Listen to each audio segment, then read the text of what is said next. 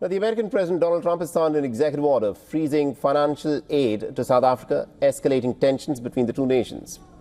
Donald Trump claims that this move is in response to South Africa's new land law that allows for land seizures without compensation in certain cases, and also its international court case accusing Israel of genocide.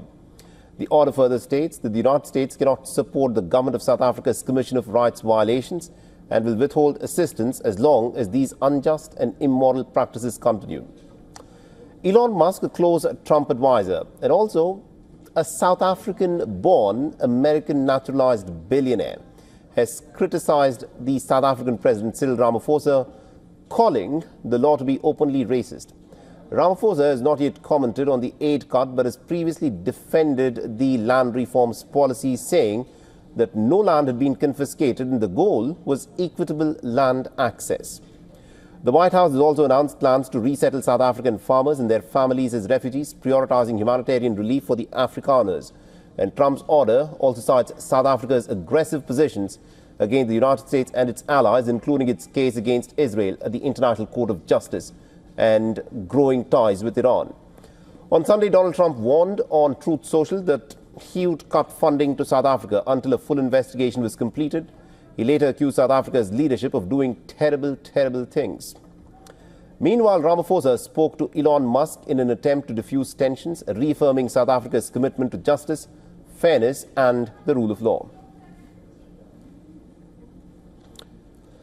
And our correspondent Calvin Ongmu has sent us this report from Johannesburg. Listen in.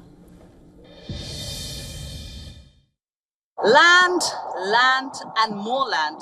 This is what started the war of words between Washington and Pretoria. US President Donald Trump on Friday signed a formal executive order against Pretoria.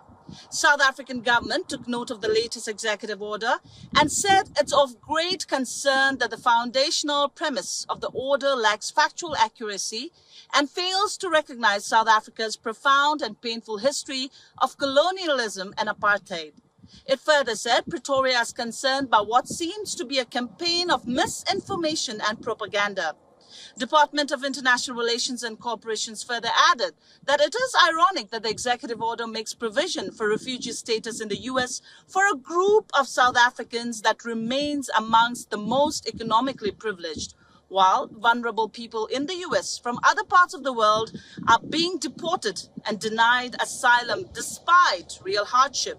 It remains to be seen how this executive order will have an impact on South Africa, but government here remains committed to finding diplomatic solutions to any misunderstandings or disputes.